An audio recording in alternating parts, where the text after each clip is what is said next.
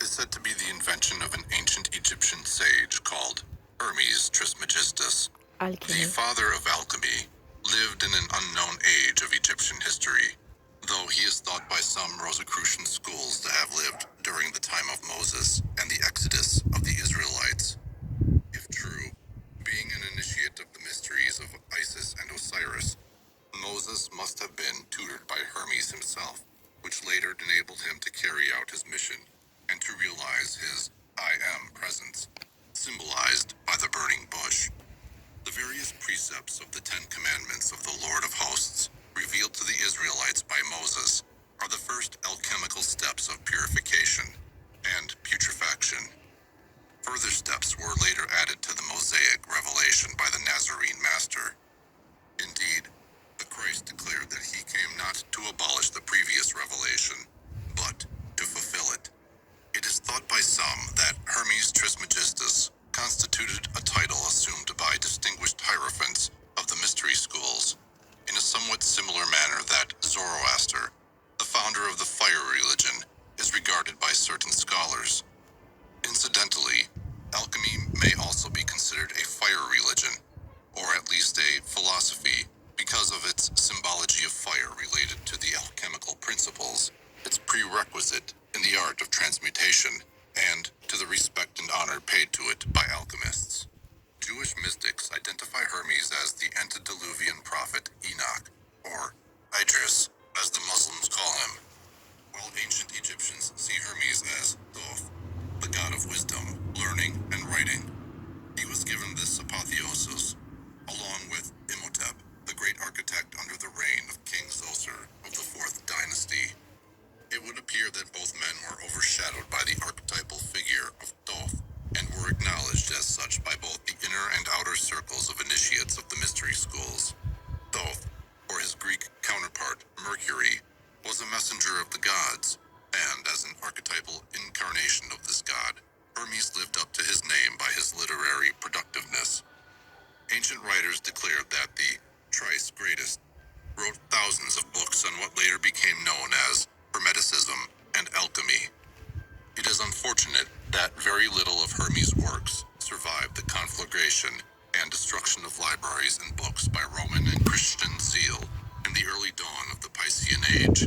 The world as a whole is still ignorant of the great loss, and it will take some time before the invocation is made by the masses for the greater light, for disclosure of eternal principles that would shine upon the paths of men, and consequently, for a full restoration and establishment of an occult library of the world, with an archive and database of every known system and tradition of the metaphysical side of life. Although little is known of Hermes, it is evident through the works attributed to him that he was an intermediary of the wisdom ray of the Supreme Being. One of the most famed works on Hermetic doctrine written, and in concise form, is the Smaragdine Tablet, attributed to the authorship of Hermes. Its discovery is traditionally believed to have been made by Alexander of Macedonia in a cave near Hebron. This conqueror of nations who had Aristotle for a master was in search of immortality. Although he failed to attain his personal immortality, Alexander did uncover a philosophical jewel that would have given him what he had sought if he had only applied the principles that the emerald tablet contained. Tradition relates that the tablet was wrought out of artificial emerald as a result of transmutation, with the Hermetic doctrine embossed on it. Alchemy, as a philosophy and an art in the Western Hemisphere in the past 2 millennia, existed concurrently in other ancient cultures and civilizations. It was practiced intensely by Hindu yogis and Taoists in India and China. This parallel growth is probably the result of the Great White Brotherhood's periodic presentation of a spiritual method designed for the development of certain types of temperaments and belief framework of those aspirants belonging to a certain era and stage of mankind's collective evolution. Based on this parallel growth of alchemy in the Orient and the regions of the Fertile Crescent, suggested to some esoteric historians that alchemy may have had a common origin in that sunken continent, Atlan, or Atlantis, as it is more generally known. Esoteric tradition declares that a handful of the Atlantean root race survived the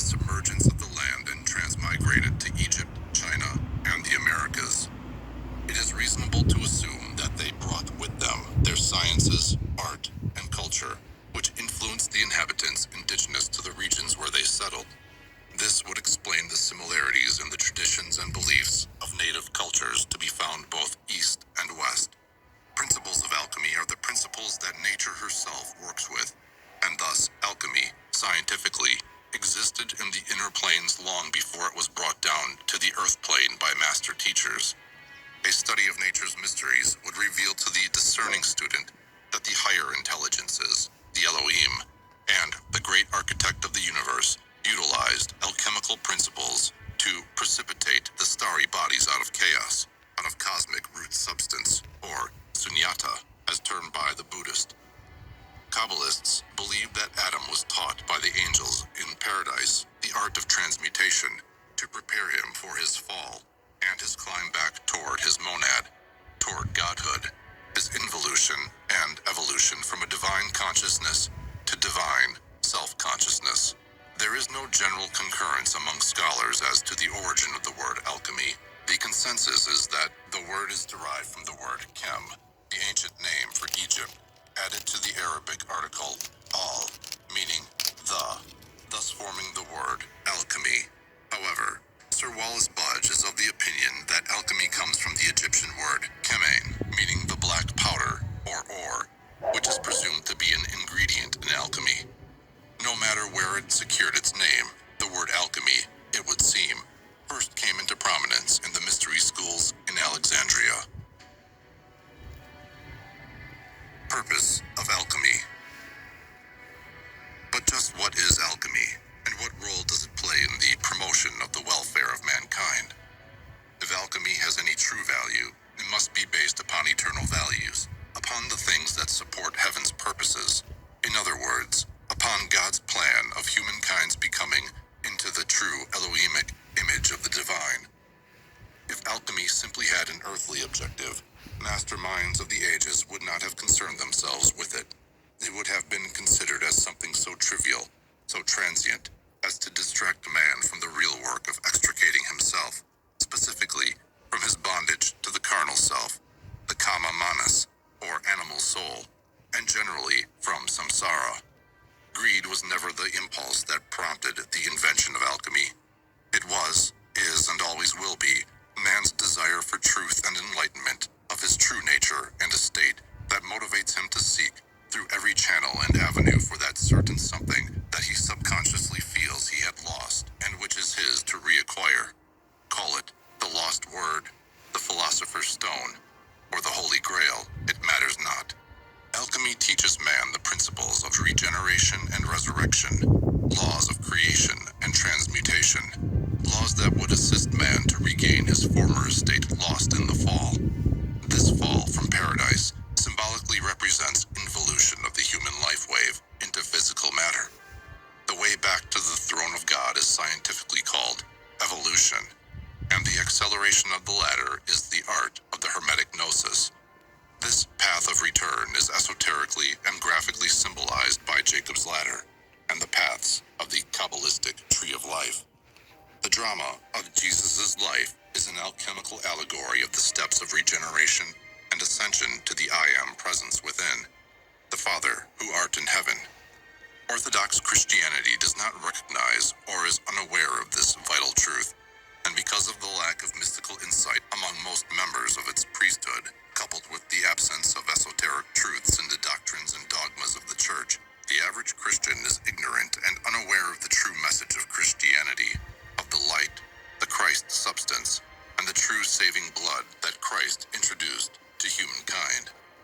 Esoteric Christianity is fundamentally an alchemical science and religion. Its promulgator was a master alchemist, being taught in the initiatory halls of the mystery schools.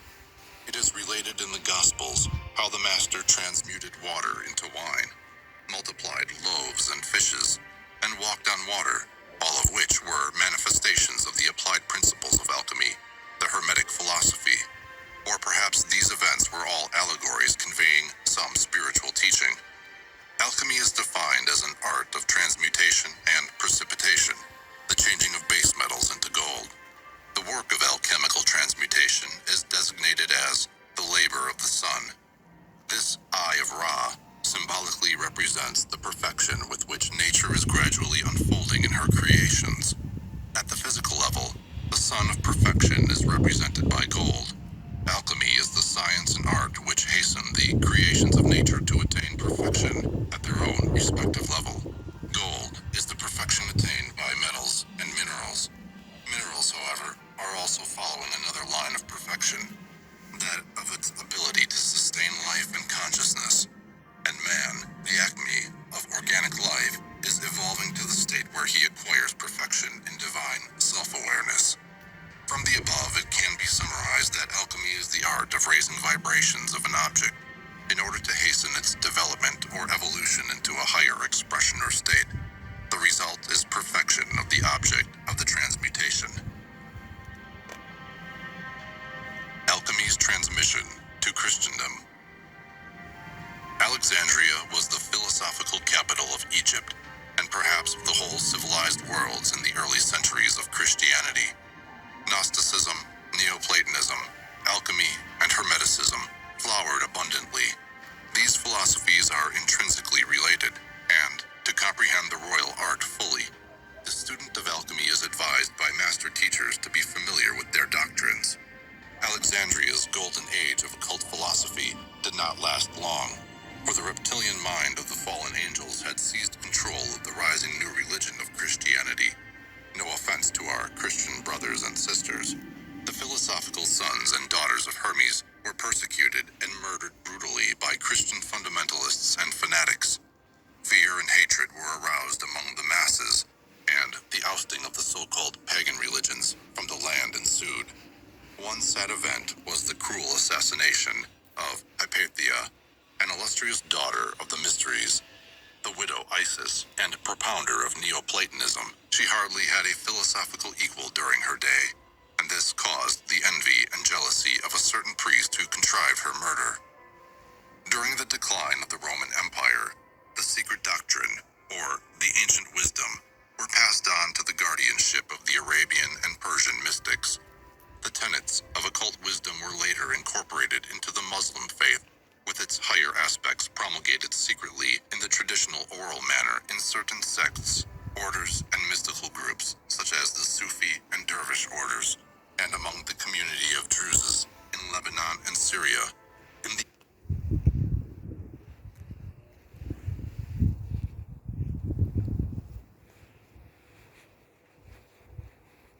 Poemele mele sper să fie un instrument al alchimiei, să vă ridice vibrația atunci când le ascultați și atunci când le citiți.